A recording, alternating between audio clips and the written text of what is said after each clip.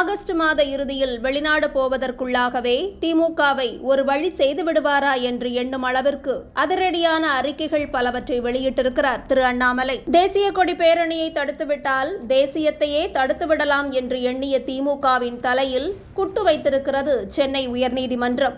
இது குறித்து அறிக்கை வெளியிட்டிருக்கும் அண்ணாமலை அவர்கள், நமது நாட்டின் 78வது சுதந்திர தினத்தை முன்னிட்டு பாஜக சார்பாக தேசிய கொடியோடு வாகன பேரணி செல்வதற்கு திமுக அரசு அனுமதி மறுத்திருந்தது. திமுக அரசின் இந்த அராஜக நடவடிக்கையை எதிர்த்து பாஜக தொடுத்த வழக்கில் விசாரணை செய்த உயர்நீதிமன்றம் தேசிய கொடியோடு ஊர்வலம் செல்ல தடை விதிப்பது அடிப்படை உரிமைகளுக்கு எதிரானது என்று தீர்ப்பளித்திருக்கிறது. திமுக அரசுக்கு கண்டனம் தெரிவித்திருக்கும் நீதிமன்றம் வாகன பேரணிக்கு அனுமதியும் வழங்கியிருக்கிறது. மாண்புமிகு சென்னை உயர்நீதிமன்றத்தின் இந்த தீர்ப்பை தமிழ்நாடு பாஜக சார்பாக மனமாற வரவேற்கிறோம் என்று கூறியிருக்கிறார். சென்னை உயர்நீதிமன்ற அறிவுரையின்படி இன்று தமிழகம் முழுவதும் தமிழக பாஜக சார்பாக தேசிய கொடியேந்தி வாகன பேரணி நடைபெற இருப்பது குறிப்பிடத்தக்கது.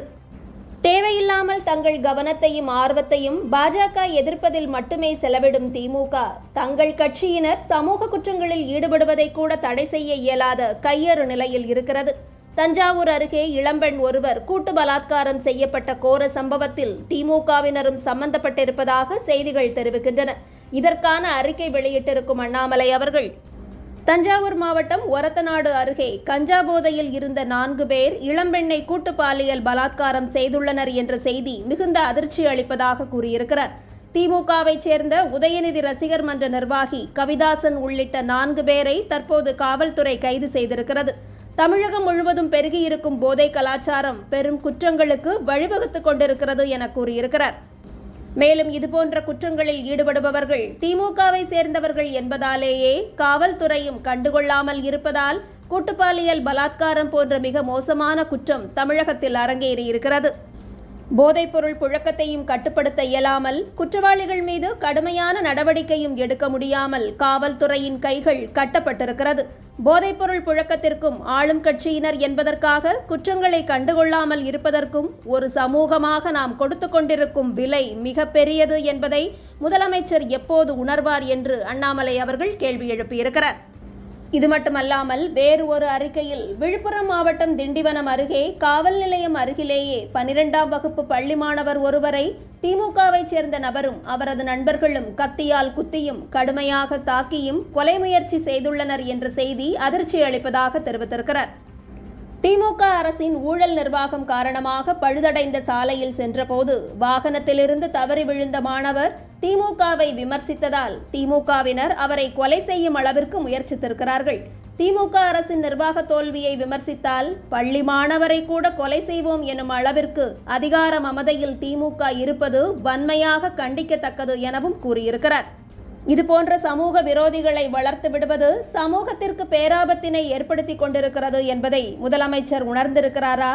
உடனடியாக பள்ளி மாணவர் மீது கொலைவெறி தாக்குதல் நடத்தியவர்கள் சமூகத்திற்கு அச்சுறுத்தலானவர்கள் என்பதை உணர்ந்து அவர்கள் மீது கடுமையான நடவடிக்கை எடுக்க வேண்டும் என்று வலியுறுத்துவதாகவும் தனது அறிக்கையில் வெளிப்படுத்தியிருக்கிறார்.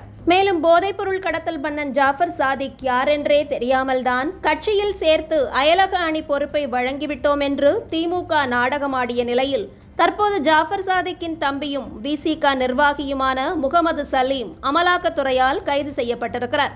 சமீபத்தில் திமுக நிர்வாகி இப்ராஹிம் என்பவரும் மெத்தபெட்டமைன் கடத்தல் தொடர்பாக கைது செய்யப்பட்டு அவர் திமுகவை சேர்ந்தவர் என்று அண்ணாமலை அவர்கள் தெரிவித்த பிறகு கட்சியிலிருந்து நீக்கம் செய்யப்பட்டதும் குறிப்பிடத்தக்கது. இதை பற்றியும் குறிப்பிட்டிருக்கும் திரு அண்ணாமலை அவர்கள், இவையெல்லாம் ஆளும் அரசிற்கு கிடைத்த பெருமைகள் அல்ல, நமது மாநிலத்திற்கே இழுக்கான சம்பவங்கள் என்று குட்டு வைத்திருக்கிறார். இத்தனை அடிகளை திமுகவிற்கு கொடுத்தாலும் அரசியல் நாகரிகம் என்றால் என்ன என்று அண்ணாமலை அவர்கள் புரிய வைத்திருக்கிறார். முன்னாள் முதல்வர் கலைஞர் கருணாநிதி நூற்றாண்டு நினைவு நாணயம் வெளியீட்டு விழாவில் தான் பங்கேற்க இருப்பதாகவும் நாணய விழா தொடர்பாக முதல்வர் திரு ஸ்டாலின் தொலைபேசியில் தன்னை அழைத்ததாகவும் அண்ணாமலை அவர்கள் தெரிவித்திருக்கிறார். கட்சி ரீதியாக மாறுபாடுகள் இருந்தாலும் அரசியல் நாகரிகத்தோடு பாஜக அந்த விழாவில் பங்கேற்கும் என்று திரு அண்ணாமலை அவர்கள் தெரிவித்திருக்கிறார். பிரதமர் வரும்போது இங்கு கருப்பு கொடி காட்டுவது, நிதி ஆயோக் கூட்டத்தை புறக்கணிப்பது என கோழைத்தனமான செயல்களில் திமுக ஈடுபட்டாலும் தைரியமாக அவர்கள் விழாவிற்கு செல்வதுதான் உண்மையான அரசியல்வாதிக்கு அடையாளம் என்பதை அண்ணாமலை அவர்கள் தெளிவுபடுத்தியிருக்கிறார்.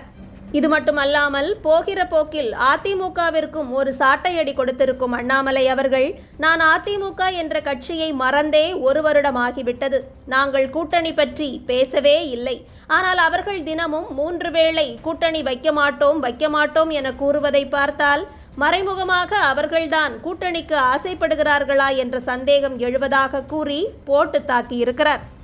தமிழக அரசியலில் விடிவெள்ளியாக முளைத்திருக்கும் திரு அண்ணாமலை அவர்கள் பின்னால் அணி திரள்வதுதான் இளைய சமுதாயத்தினருக்கு நல்வழியாக இருக்கும் என்பதே தேசியவாதிகளின் கருத்தாக இருக்கிறது.